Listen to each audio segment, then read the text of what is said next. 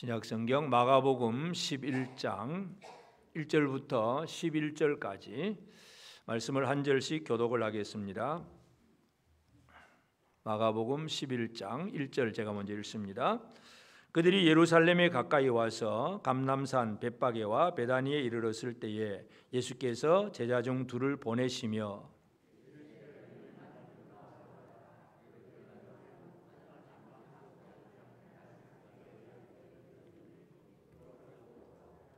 만일 누가 너희에게 왜 이렇게 하느냐 묻거든 주가 쓰시겠다 하라. 그리하면 즉시 이리로 보내리라 하시니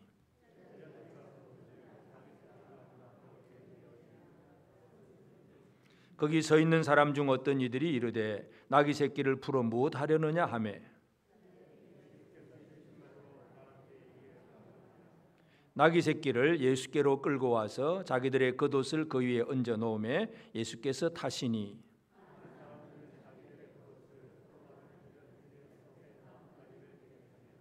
앞에서 가고 뒤에서 따르는 자들이 소리 지르되 호산나 찬송하리로다 주의 이름으로 오시는 이여.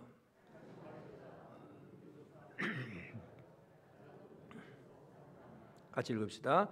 예수께서 예루살렘에 이르러 성전에 들어가사 모든 것을 둘러보시고 때가 이미 저물매 12제자를 데리시고 베다니에 나가시니라. 아멘. 우리 하나님의 은혜가 온 성도들에게 가득하기를 바랍니다. 오늘 우리가 이제 예수님의 종려주일, 또 이번 한 주간 고난주간, 다음 주 부활주일을 이제 맞이하면서 계속 우리가 이사야를 보면서 오늘부터 특별히 이제 마가복음 11장의 말씀을 읽었습니다. 그래서 이 오늘 종려주일은 이제 이 고난주간이 시작되는, 그러니까 예수님께서 십자가를 향하여 나아가시는 그런 단계이고, 고난주간은 이제 십자가를 어떻게 이겨가시느냐는 문제고, 그리고 마지막 부활은 십자가에서 죽음에서 나오시는 예수님. 그래서 오늘부터 다음 주까지가 설교가 전체 한 시리즈가 되겠습니다. 그래서 이제 오늘 첫 번째 단계는 십자가로 나아가시는 예수님.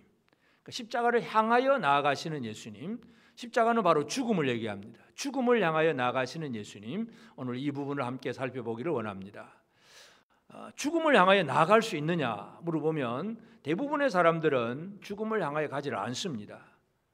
어쩔 수 없이 세월이 지나가면서 죽음을 향해 가고는 있지만, 죽음을 향해서 가라고 하면 이제 좀 참 이 애국자들, 전쟁에 가서 군인들 뭔가 이 자기 목숨을 바쳐서 희생하면서 나라를 위해서 헌신하겠다는 그런 사람들 좀 있고, 또 하여튼 그런 몇몇 아주 좀 귀한 사람들이 있긴 해요. 그러나 대부분의 사람들은 죽음으로 가려고 하는 사람들은 없습니다. 어떻게 하든지 살려고 애를 쓰죠. 살고 건강하게 살고 잘 살고 멋있게 살고 힘있게 살고 오래 살고, 모든 사람들이 바라는 것이 사는 것입니다. 그런데 죽음을 향하여 나가지는 않는데, 예수님의 사역의 마지막 한 주간은 바로 죽음과의 관계 속에서 이루어진 일이고, 예수님은 죽음을 향하여 십자가로 나아가시는 예수님임을 오늘 첫 번째로 한번 살펴보기를 원합니다. 그래서 예수님이 제자들에게 주신 말씀이 뭐냐 하면, 너희도 너희 자기 십자가를 지고 나를 따르라. 예수님이 십자가를 지고 가시기 때문에 제자들도 십자가를 지고 따르라고 말씀을 합니다. 그래서 십자가로 향하여 나가시는 예수님은 나와 상관없는 예수님이 아니라 뭔가 앞장서 가시는 분이에요. 그러면서 우리에게 뭔가 많은 은혜를 주시면서 우리도 이 길을 갈 수 있도록 길을 열어주시고 계신다는 것을 우리가 이해할 수 있습니다. 그래서 오늘 우리가 절기상으로 특별히 이제 예수님의 예루살렘 입성 종려나무 주일인데, 이 종려나무 주일에 특별히 우리가 이제 십자가를 향하여 나아가시는 그 예수님을 한번 살펴보기를 원합니다. 오늘 본문은 그래서 이제 마가복음 11장 1절부터 11절까지의 말씀을 읽었습니다. 우리가 사복음서는 전부 이제 예수님에 대해서 기록을 하는데, 그 복음서 저자들은 첫 번째 자기가 생각하고 있는 독자, 누구에게인가 이걸 가르쳐줘야지 하고 알려줘야지 하는 그 독자들에게 어떤 예수를 전파할 것인가 하는 다 이 복음서마다 어떤 특징들이 있어요. 그래서 마태는 유대인들에게 왕이신 예수님을 얘기를 합니다. 또 누가는 이제 그 이방인들에게 하나님이면서 참 사람이 되신 인자 되신 예수를 얘기를 하고, 요한은 이제 교회 성도들에게 참 하나님이신 예수 이 얘기를 합니다. 오늘 이제 마가복음을 읽었는데 이 마가는 이제 그 당시 이제 이방인들 로마 사람들에게, 로마 사람들은 아주 행동적인 사람이거든요. 그 행동적인 사람에게 진짜 행동이 뭔가, 진짜 행함이 무엇인가를 설명하는, 그래서 진짜 종의 복음, 일하는, 행동하는 복음, 이것 예수 그리스도는 종이신 예수님, 그리고 행동하시는 예수님임을 이 마가는 강조를 합니다. 그래서 우리가 마가복음 읽을 때에 예수님의 그 움직임, 행동, 이런 것들에 좀 더 우리가 관심을 가질 필요가 있습니다. 그래서 오늘 본문도 예수님이 이제 예루살렘 성으로 들어오셔서 나귀 새끼를 타고 찬양 받으시는 이제 그런 과정들인데, 이 마가복음에서 강조하고 있는 예수님의 그 행동, 움직임, 우리가 이 부분을 한번 살펴보면서 십자가를 향하여 나아가시는 예수님의 행동이 어떤 일인가. 제일 첫 번째 1절에서는 뭐라 그럽니까? 그들이 예루살렘에 가까이 와서 감람산 벳바게와 베다니에 이르렀을 때에, 그랬습니다. 예루살렘이 가깝다는 표현을 합니다. 그러니까 아직도 예루살렘에 들어가진 않았어요. 벳바게 베다니에 이르렀을 때에 예루살렘에 가까이 왔다. 이 가깝다고 하는 표현, 헬라 원어는 이제 그 엥기조라고 하는 단어인데, 이 단어는 첫 번째는 물론 이제 거리적인 면에서 가깝다는 표현이에요. 공간적으로 이제 멀지 않다, 바로 저 앞이다, 얼마 안 남았다, 이제 그런 개념. 그리고 또 한 가지는 이 엥기조라고 하는 단어는 시간적인 의미에서 때가 되었다. 예수님 말씀하신 때가 가깝다, 그런 표현하잖아요. 뭔가 때가 되었다, 때가 가깝다 하는 표현도 이 엥기조라고 하는 단어를 사용을 합니다. 또 한 가지는 우리가 이 엥기조라고 하는 가깝다는 단어는 어디에서 또 사용을 하느냐 하면, 이제 구약 성경은 히브리어로 되어 있잖아요. 히브리어를 이제 신약 시대쯤 이제 오게 되면 예수님 당시 사람들은 헬라어 성경을 가집니다. 근데 헬라어 성경은 이제 유대인 그 70명의 학자들이 헬라어로 번역을 한 거예요. 그래서 이제 히브리어에 그 가깝다고 하는 표현, 출애굽기 3장 5절에 보면 하나님이 이르시되 이리로 가까이 오지 말라, 네가 선 곳은 거룩한 땅이니 네 발에서 신을 벗으라. 그러니까 이 하나님께서 시내산에서 모세가 이제 올라오니까 가까이 오지 마라. 그때 이제 이 가깝다고 하는 단어, 카라브라고 하는 단어인데, 그러니까 70번역에서 카라브라고 하는 단어를 엥기조로 번역을 합니다. 그러니까 이 가깝다고 하는 표현은 공간적인 면에서도 가깝고 시간적인 면에서도 때가 되었고, 또 한 가지 중요한 건 뭐냐면 이 예배의식, 제의적인 면에서 하나님과 가깝다, 그런 표현입니다. 그래서 예루살렘에 가깝다고 하는 표현은 이 다양한 의미를 우리가 가질 수 있다는 걸 알 수가 있습니다. 단순히 거리만 가까운 것이 아니라 분명히 예루살렘으로 들어가면 이제 마지막 십자가 지고 죽으시는 거잖아요. 때가 가까운 거예요. 예수님 죽으실 때도 가깝고, 예루살렘이라고 하는 거리도 가깝고, 때도 가깝고, 그리고 그것이 가장 근본적인 문제는 하나님 앞에 자신을 제물로 드리는, 하나님과 가까워지는 그런 의미이기도 합니다. 그래서 이 가깝다고 하는 표현은 하나님께서 이루어 놓으신 모든 일들에 대해서 예수님께서 점점 더 가까이 가시는 그런 의미다는 걸 우리가 이해할 수 있습니다. 그래서 예수님이 가까이 가시기만 하면 결국은 무슨 일이 벌어지느냐, 그 가까이 함을 통해서 이루어지는 일은 바로 예루살렘, 그리고 하나님의 그 도성의 진정한 영광이 이루어지게 됩니다. 구약성경 학개서 2장 9절에 보면 이 성전의 나중 영광이 이전 영광보다 크리라, 만군의 여호와의 말이니라, 내가 이곳을 평강을 주리라, 만군의 여호와의 말이니라. 그래서 이 학개서 2장 9절에 보면 학개 선지자는 이스라엘 백성들이 이제 바벨론 포로에서 다시 돌아와서 성전을 재건하잖아요. 성전을 재건하다가 반대 때문에 중단을 합니다. 중단하고 있는 상태에서 학개, 스가랴 두 선지자가 일어나가지고 왜 이 건물 성전 짓다가 중단했느냐, 그래서 막 그렇게 책망도 하고 위로도 하면서 성전을 다시 재건하도록 만드는 것이 바로 학개, 스가랴 선지자인데, 그러면서 학개가 그런 얘기를 하는 거예요. 이 성전의 나중 영광이 이전 영광보다 크리라. 나중의 영광이 이전 영광보다 크리라. 그리고 이 성전에 하나님의 아들이 임하실 것에 대한 그런 예언의 말씀이에요. 내가 이곳에 평강을 주리라. 성전의 평강의 왕이 임하실 것에 대한 그 예언을 하고 있습니다. 그러니까 예수님이 예루살렘에 가까이 온다는 얘기는 결국은 하나님의 거룩한 뜻이 그 평강을 이루시는 하나님의 뜻을 이루는 장소이기도 하고 시간적인 때이기도 하고 의미상으로 하나님과 가까워지고 하나님 앞에 드려지는 그런 의미이기도 합니다. 그래서 이 예루살렘 성에 가까웠다 하는 그 개념은 단순히 거리적인 면만 이제 얼마 몇 킬로 안 남았다 이런 정도가 아니라 때도 포함이 되고 의미적인 그런 의미에서 하나님께 가까이 나가서 하나님 앞에 자신을 제물로 드려서 하나님의 영광을 드러낼 수 있는 그러한 일이 벌어진다는 것, 그런 의미에서의 가까움입니다. 그러니까 이 예수님의 움직임, 제일 첫 번째 예루살렘에 가까이 이르러 왔다는, 마가는 이 가까이라고 하는 단어를 아주 강조를 하고 있습니다. 그 다음에 이제 하는 것은 우리가 잘 아는 이제 성으로 들어오는 일이죠. 가까이 와서 먼저 제자들을 보내잖아요. 둘을 보내가지고 저 성 안에 가서 나귀 새끼가 메어 있는 거 끌고 오너라. 나귀 끌고 오면 나귀 주인이 왜 풀고 가느냐고 질문을 하면 주가 쓰시겠다고 해라. 그러면 보내줄 거야. 그래서 제자들이 가서 과연 그대로 주가 쓰시겠다고 나귀를 끌고 왔습니다. 끌고 와서 이제 그 나귀 새끼 등에다가 겉옷을 얹고 예수님이 나귀를 타시고 예루살렘 성으로 들어오십니다. 이제 들어오시는 것, 이게 예수님의 또 행동, 동작이죠. 이 들어오심을 우리가 잘 이해를 하면 예수님이 예루살렘 여러 번 왔다 갔다 하셨어요. 근데 한 번도 나귀 타고 뭐 짐승 타고 들어오신 적이 없어요. 그런데 일부러 지금 그런 이 이벤트를 지금 만들고 계시잖아요. 일부러 나귀 새끼 찾아가지고 데리고 와서 주인이 물으면 뭐 이렇게 대답해 주라 하고 막 그런 설명까지 해주면서 나귀를 가져오게 하시고 타고 들어오세요.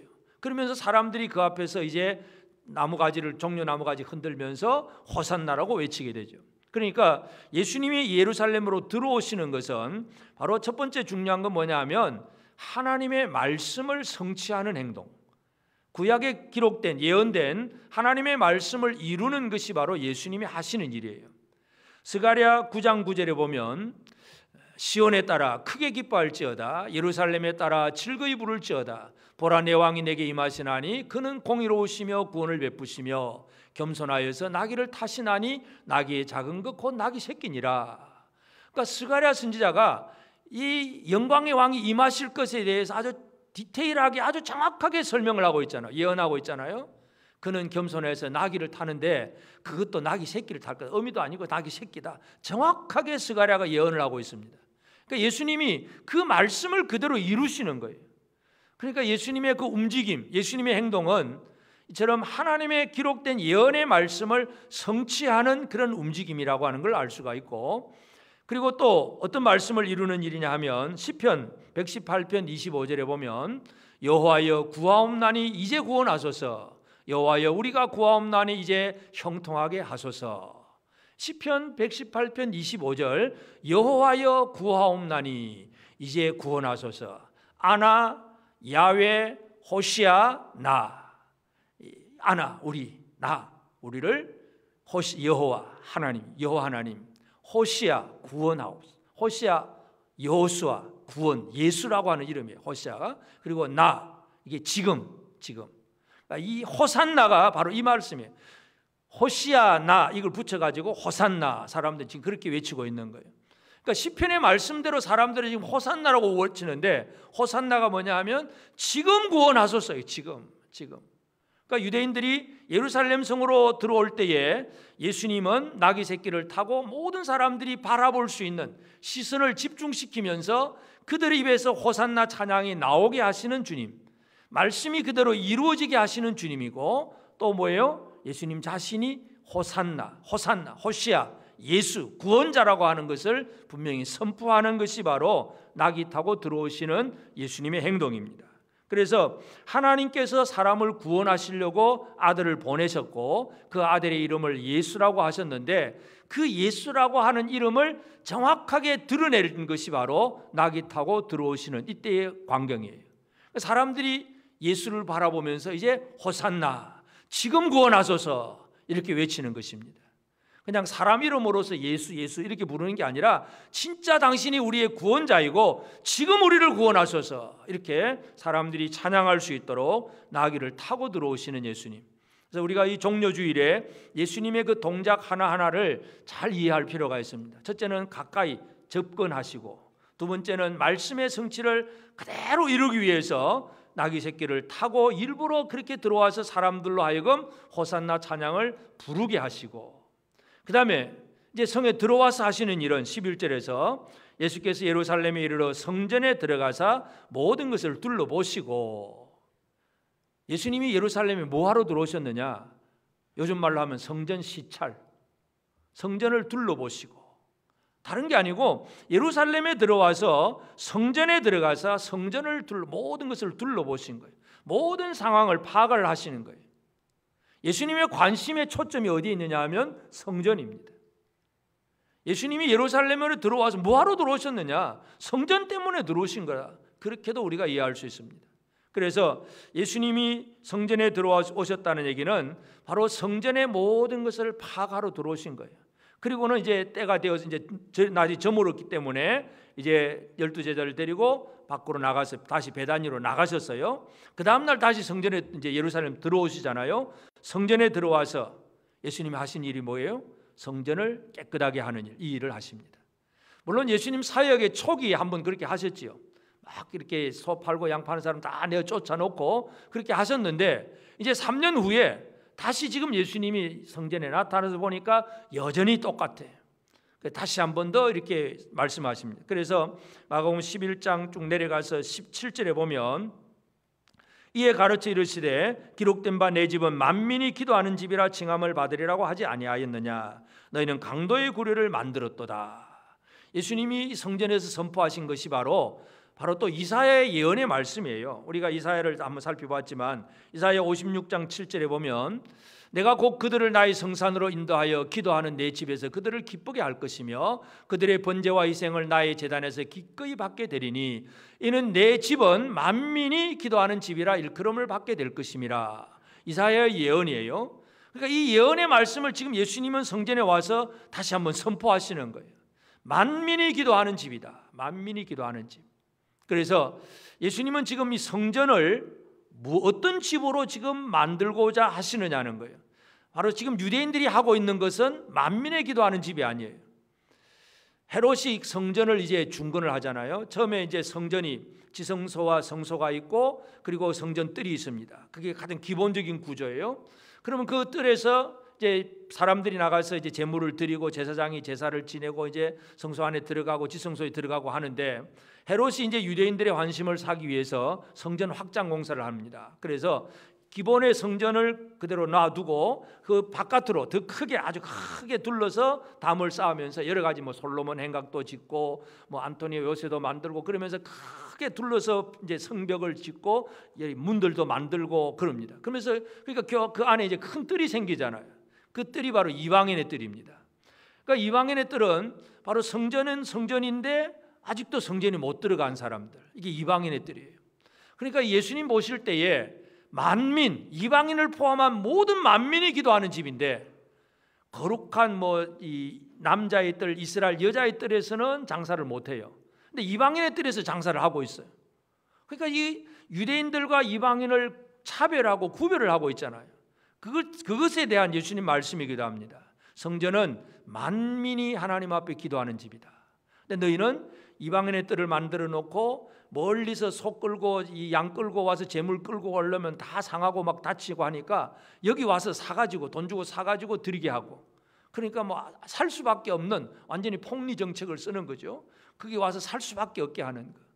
사람들은 그냥 돈 갖다 바치고 제사장들은 그런 이권 챙기고, 그것이 바로 강도의 구별이었어요. 그러니까 예수님은 이 성전이 성전 되기를 원하셨다는 것을 우리가 이해할 수 있습니다. 그래서 예루살렘으로 예수님이 왜 들어오셨느냐? 성전을 성전답게 만드시기를 위해서. 물론 첫 번째 예수님이 예루살렘 성전에서 하신 일이 뭐냐면, 너희가 이 성전을 헐라 그럼 내가 사흘 만에 일으키리라. 예수님 자신 얘기예요. 자신이 죽으신 다음에 사흘 만에 부활하실 것에 대한 그 예언의 말씀이고, 그걸 그대로 가지고 있으면서 지금 성전에 들어와서 너희가 이 만민의 기도하는 집을 강도의 굴로 만들지 않았느냐 하고 책망을 하시는 거예요. 그러니까 이 예루살렘 이 성으로 들어오시는 예수님, 이 종려주일에 예수님의 그 행동, 예수님의 움직임을 우리가 잘 이해할 필요가 있습니다. 첫 번째는 가까이 접근하시는 것. 이 접근도 거리만이 아니라 때도 마찬가지고 하나님 앞에 드려지는 의미가 있다는 것이고, 그리고 들어오는 그 과정이 바로 구원의 이름, 구원자로서 말씀을 성취하는 자로 들어오고 결국은 성전을 성전답게 하시는 것, 이것이 예수님의 사역의 모든 목적이었습니다. 이게 예수님의 움직임이에요. 이 종려주일날 우리는 예수님의 이런 움직임에 다시 한번 우리가 관심을 가져야 되는데, 이제 그러면 이런 예수님의 이 종려주일 예루살렘으로 들어오시는 예수님하고 지금 이 시대를 살아가는 우리하고는 어떤 관계가 있느냐? 그 옛날에 예루살렘 들어온 예수님하고 나하고 아무 관계가 없다면 우리는 그냥 옛날 얘기잖아요. 옛날 얘기 그랬다더라 하고 끝나버리면 그냥 옛날 이야기책이나 성경이나 똑같은 책이 되어버립니다.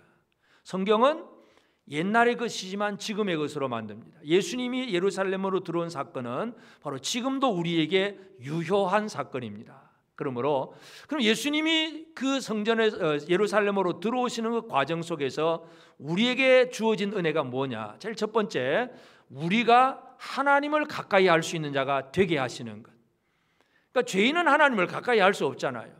근데 하나님께서 사람과 상대를 하려고 할 때에 결국 사람이 하나님 앞으로 나올 수 있는 길은 예수 그리스도밖에 없습니다. 다른 길이 없어요. 그 길을 열어주시는 것이 바로 예수님입니다. 그래서 첫 번째 예수님이 하신 것이 바로 사람을 하나님 앞으로 가까이 나올 수 있도록 만들어 주십니다. 요한복음 17장 19절에서 제자들에게 이제 하나님 앞에 기도하면서 제자들을 위한 그런 기도입니다. 또 그들을 위하여 내가 나를 거룩하게 하오니 이는 그들도 진리로 거룩함을 얻게 하려 함이니이다. 예수님의 기도는 이 그들 제자들을 진리로 거룩함을 얻도록, 이게 예수님의 기도의 제목이에요. 저 제자들이 좀 거룩하게, 진리로 거룩하게 하옵소서. 거룩해야 거룩하신 하나님과 상대할 수 있잖아요. 거룩하지 않으면 부정한 사람이 하나님 앞에 나올 수가 없어요. 그래서 예수님의 기도의 제목이 거룩하게 하옵소서예요. 또 22절에도 보면 내게 주신 영광을 내가 그들에게 주었사오니 이는 우리가 하나 된 것 같이 그들도 하나가 되게 하려 함이니이다. 예수님 뭐예요? 아버지가 자신에게 주신 영광을 나도 그들에게, 제자들에게 영광을 주었습니다. 그러니까 제자들을 어떤 사람으로 만든 거예요? 영광의 사람으로 만든 거예요. 거룩한 사람, 영광의 사람으로 만들어 두셨어요. 이게 예수님께서 제자들을 만드신 거예요. 목적이 뭐냐면 하나님과 하나 될 수 있도록, 하나님께 가까이 나아갈 수 있도록. 오늘 우리가 거리적으로만 가까운 것뿐만 아니라 시간적으로 때도 가깝다 이런 표현도 많이 하지만 진짜 중요한 것은 하나님과 가까이 할 수 있는가, 하나님과의 관계 속에서 가까운가, 이 부분을 잘 생각을 해야 되는데, 예수 그리스도의 사역의 결론은 우리가 거룩한 자가 되고 영광의 사람이 되어서 하나님과 가까워진 사람이 되게 하신 것입니다. 여러분은 하나님께 가까이 나가는 특권을 가진 사람들입니다. 믿으십니까? 옆 사람에게 한번 격려의 말씀을 하겠습니다. 당신은 하나님과 가까이 할 수 있는 특권을 가진 사람입니다.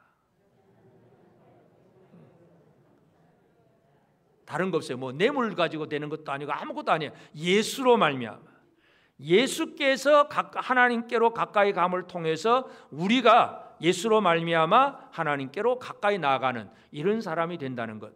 그래서 이 예루살렘으로 가까이 가시는 주님은 제물 대신 그 제물의 입장에서 하나님께 가까이 드려지기 위해서 나아가는 그런 의미고, 그 예수로 인해서 우리가 하나님께로 가까이 나아가고 있다는 것, 이 은혜를 우리는 지금 누리고 있습니다. 또한 우리는 예수님은 예루살렘으로 들어오면서 구원자 호산나 찬양을 받으시면서 들어왔습니다. 그래서 우리가 누리고 있는 것이 뭐냐? 바로 구원의 은혜입니다. 구원의 은혜. 근데 이제 이 구원의 은혜가 어떤 구원인가에 대해서도 우리가 한번 잘 생각해 볼 필요가 있습니다. 복음서에 보면 지금 이 예수님이 종려주일에 예루살렘으로 들어올 때 사람들은 호산나를 외쳤습니다. 그러나 불과 며칠 사이에 호산나 찬양은 다 사라져 버렸습니다. 대제사장의 사주를 받은 사람들은 그 빌라도 총독 앞에서 예수 때문에 외칩니다. 뭐라고 외칩니까? 십자가에 못 박으소서 외칩니다. 찬양을 구원자라고 찬양했던 무리들이, 물론 또 다른 사람일 수도 있겠지만, 이 호산나 찬양은 다 사라지고 예수를 십자가에 못 박으라고 외치는 그 외침으로 바꾸어져 버립니다. 결국은 왜 그렇게 되느냐? 호산나라고 불렀던 그 구원의 의미가 뭔가 다르다는 얘기죠. 구원의 의미. 지금 구원하소서 이렇게 외쳤을 때에 내가 생각하는 구원이 무언가, 이제 이것에 차이가 있습니다. 어떤 사람은 정치적인 면에서 로마의 압제에서 좀 독립하고 뭔가 나라가 나라답게 다윗의 왕국처럼 좀 영광스러운 우리나라가 되게 하옵소서 하고 정치적인 구원을 바라는 사람도 있을 수 있습니다.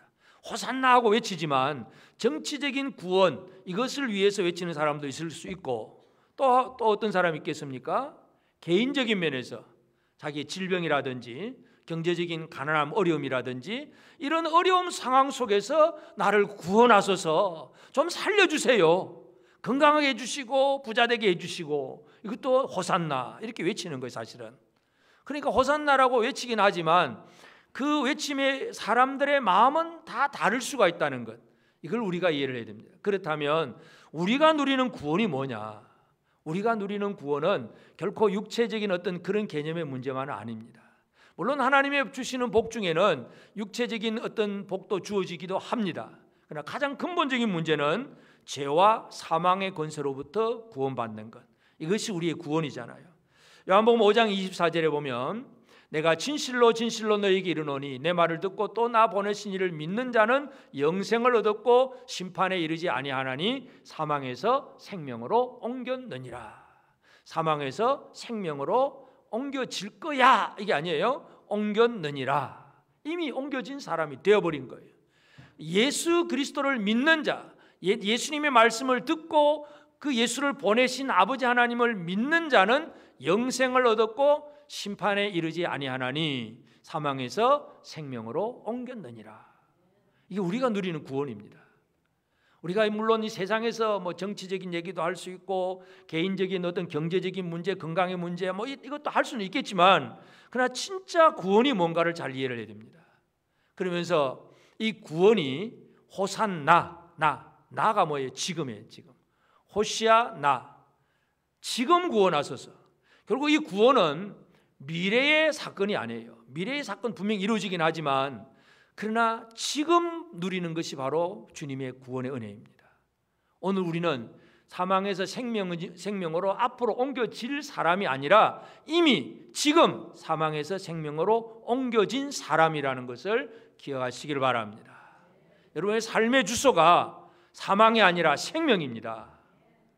뭐 하면 죽을 것 같고 큰일 나 죽을 것 같다, 뭐 전부 뭐 죽을 것 같다, 뭐 배고파 죽을 것 같다, 아파 죽겠다, 뭐 못 살아 죽겠다.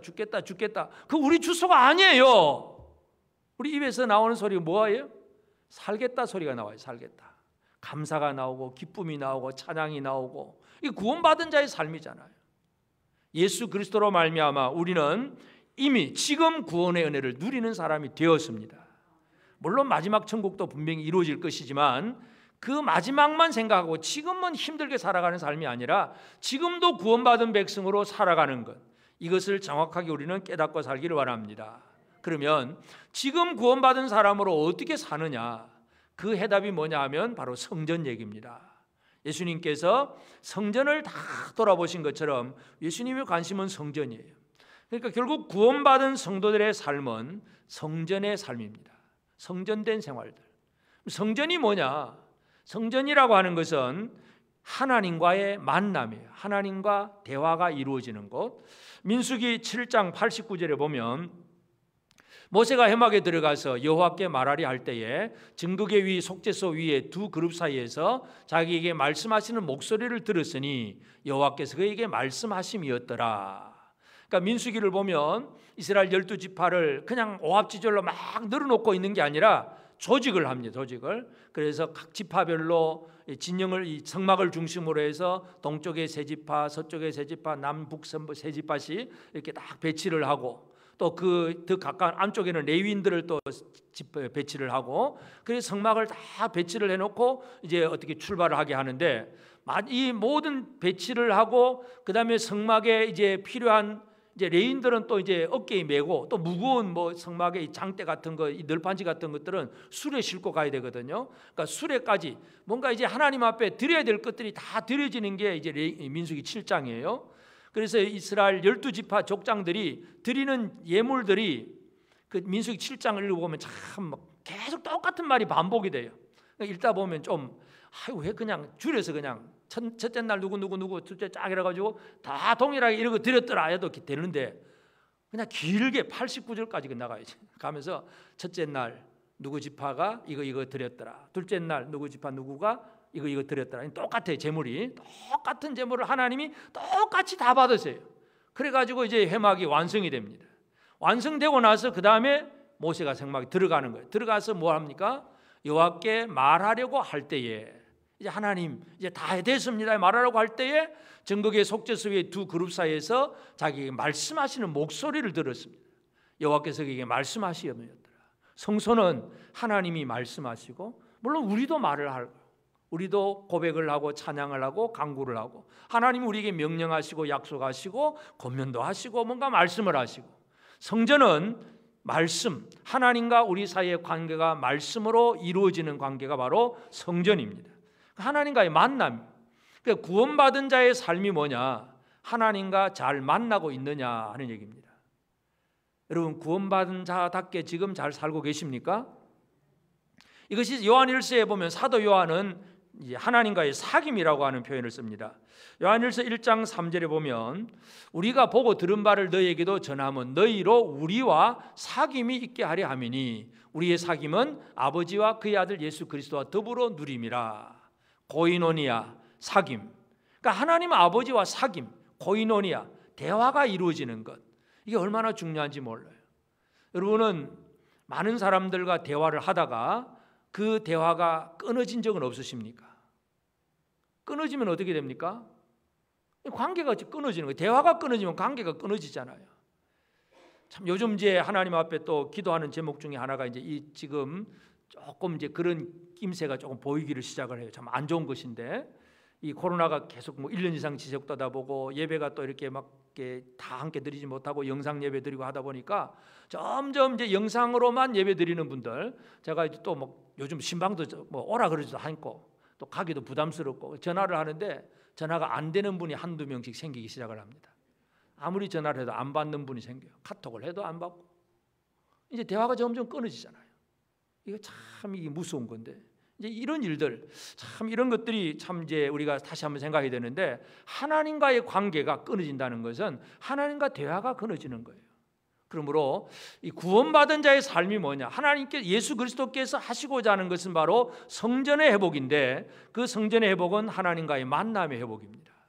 그래서 이 종려주일, 종려나무 주일 예수님께서 예루살렘으로 들어오시는 것은 그냥 단순히 깜짝 쇼가 아니라 그 깜짝 놀리게 하는 그런 의미이긴 하지만 그러나 가까이 접근하시고 자신을 구원자로 드러내시고 성전을 완성하고자 하는 이런 의도 속에서 움직임이고 그것이 우리에게 하나님을 가까이 하는 자로 만들어지고 우리가 구원받은 자가 되게 하시고 하나님과 대화할 수 있는 사람으로 우리를 만들어주신 것, 이게 바로 이 주님께서 우리에게 주신 은혜입니다.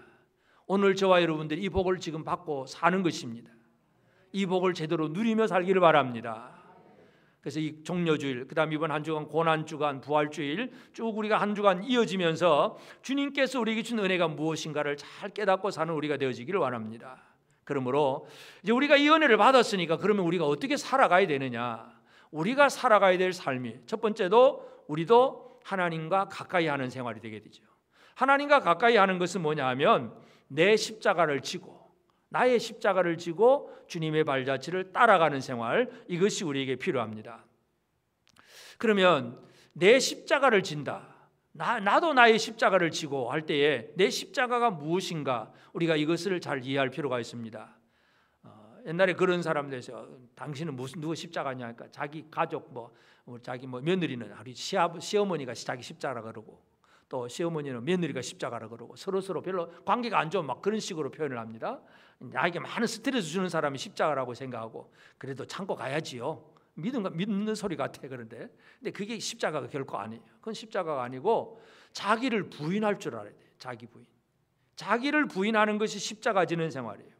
오늘 우리는 내 생각, 내가 생각했던 계획과 어떤 수단, 방법, 이건 내가 만든 그 방법하고 하나님의 방법하고 뭔가 다를 때에 내 걸 부인하고 하나님의 방법을 채택하는 것이 자기 부인이고 십자가 지는 생활이에요. 그럼 북이스라엘이 이제 이스라엘이 남북으로 나눠진 다음에 남쪽 유다는 유다 지파, 베냐민 지파 두 지파잖아요. 근데 북이스라엘 10지파예요. 숫자도 많고 땅도 넓고 더 강력한 힘이 있어요. 근데 북이스라엘 지파를 차지한 여로보암이 가만히 보니까 자기가 이제 10지파 데리고 이제 왕이 되긴 했는데 뭔가 자기 백성들은 여전히 예루살렘 성전에 가서 제사 드리던 이스라엘 12지파잖아요.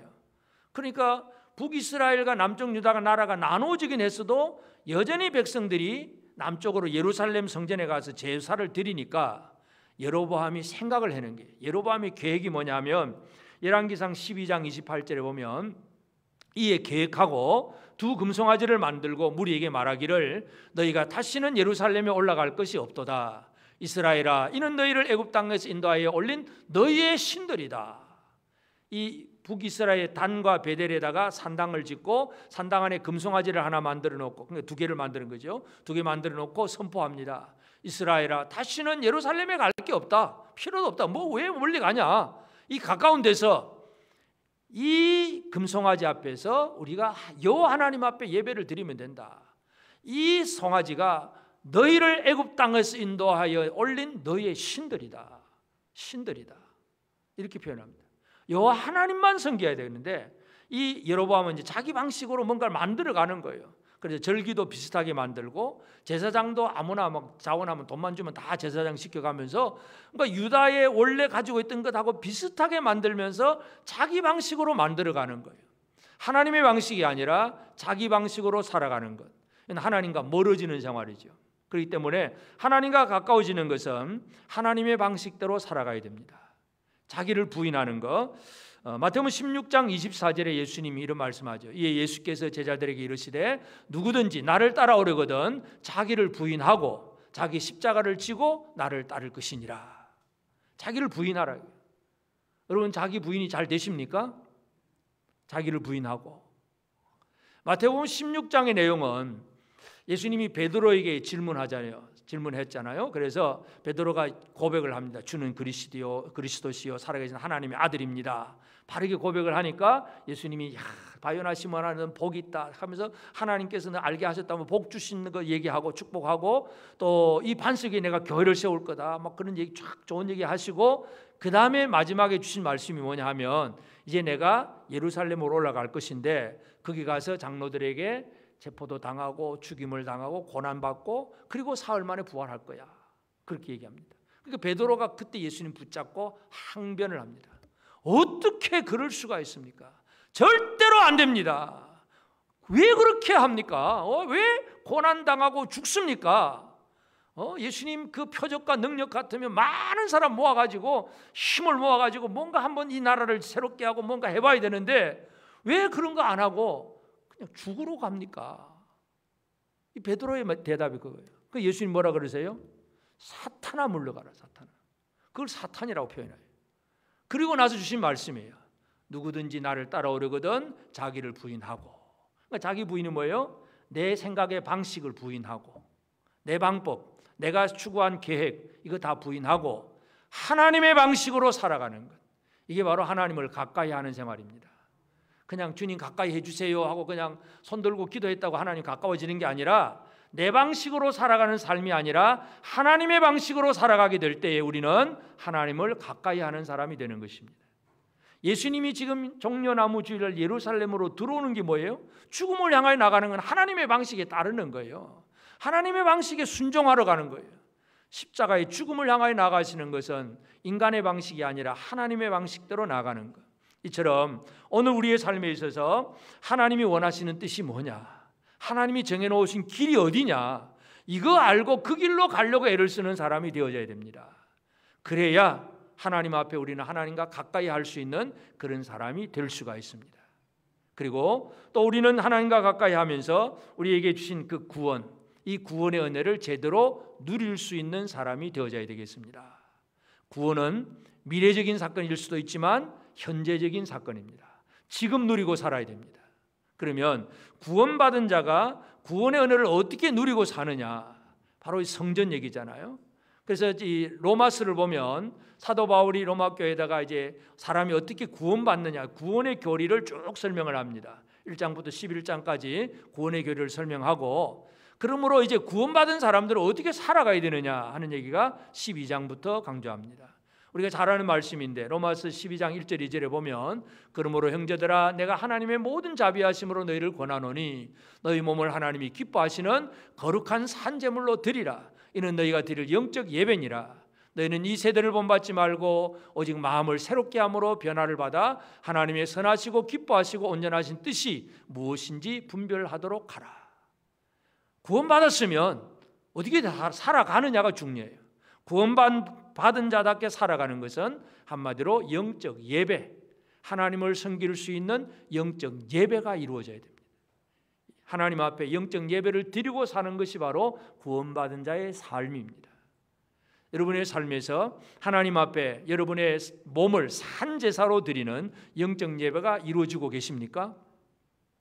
직장에서 일을 하든, 학생들이 학교에서 공부를 하든, 가정에서 뭘 하든, 어디에서 뭘 하든 생활을 하든지 간에 내 몸이 하나님 앞에 드려진 자로서 살아가는 것, 하나님을 찬양하고 예배하는 이 삶이 우리에게 분명해야 됩니다. 그래서 우리가 공적인 예배는 다 같이 시간과 장소를 정해서 이렇게 모이긴 하지만, 그러나 이제 공적인 예배를 파하면 개인적으로 늘 하나님 앞에 예배 드리는 삶을 살아가야 돼요. 그래서 우리가 직장에서 정직하게 살고 뭔가 열심히 하고 하나님 뜻대로 살아가려고 애를 쓰는 이 삶이 바로 영적 예배예요. 그래서 구원을 누린다는 얘기는 나는 이제 죄와 사망의 권세로부터 이제 건진 받았으니까 이제는 됐다. 아싸 좋아. 이제는 아무것도 안 해도 돼. 이게 구원이 아니라 실제적으로 살아가는 삶 속에서 늘 구원하신 하나님과 찬양하며 가까이 가는 그 삶을 누리는 것. 이게 우리 구원을 누림입니다. 여러분, 우리가 이 구원을 또 얘기할 때 양자 개념을 얘기하잖아요. 자, 어떤 아이가 있는데 그냥 양자 되기 전에는 버려진 아이였어요. 가난한 집이든지 뭐 부모도 없든지 하여튼 아무도 돌봐주지 않는 아이였어요. 불쌍한 아이였는데, 근데 어느 날 어느 집에 이제 양자가 됩니다. 그러면 그 집안에 이제 법적인 아이가 되잖아요. 그러면 그 집안으로 들어온 아이는 어떻게 살아야 됩니까? 종처럼 살아야 됩니까? 아들처럼 살아야 됩니까? 아들처럼 살아야 되죠. 여러분, 구원받은 성도로서 종처럼 사십니까? 아들처럼 사십니까? 하나님 아버지 앞에서 종처럼 사십니까? 아들처럼 사십니까? 아들처럼 사십니까? 이게 바로 구원의 은혜를 누리는 생활이에요. 그 하나님 앞에 예배하고 감사하고 찬양이 늘 나오는 것, 참 이것이 오늘 우리가 살아가야 될 삶이에요. 예수 그리스도는 하나님의 아들로서 하나님의 뜻을 위해서 자신의 모든 것을 내려놓으시고 십자가를 향하여 나아가십니다. 하나님과 가까이 하고 우리에게 구원을 이루시는 하나님의 뜻을 이루셨어요. 우리는 구원을 받은 자입니다. 구원받은 자답게 구원을 누릴 수 있어야 됩니다. 그래서 이 구원을 누리는 것이 바로 하나님과 가까워지는 생활인데, 히브리서 10장 19절에 보면, 그러므로 형제들아 우리가 예수의 피를 힘입어 성소에 들어갈 담력을 얻었나니, 성소에 들어갈 담력, 담대한 힘을 얻었다는 얘기죠. 여러분, 성소라고 하는 것은 유대인들은 함부로 들어갈 수가 없어요. 일반 백성들은. 그 성전에는 뜰이 있다 그랬죠. 이방인의 뜰, 이스라엘 여자의 뜰, 남자의 뜰, 제사장의 뜰, 다 담이 있고 뜰이 있어요. 그 안에만 가고 그 이상 넘어갈 수가 없어요. 특별히 지성소 안에는 대제사장도 1년에 단 한 번만 들어갑니다. 함부로 들어갈 수가 없어요. 근데 예수의 피로 말미암아 우리는 어떻게 됩니까? 그 성소에 들어갈 담력을 얻었어요. 하나님과 대화할 수 있는, 하나님 아버지라고 부르며 하나님과 말씀을 나누고 주고받을 수 있는 담력을 얻었다는 것, 이거 우리에게 주신 은혜잖아요. 이 은혜를 제대로 누리며 살아가야 됩니다.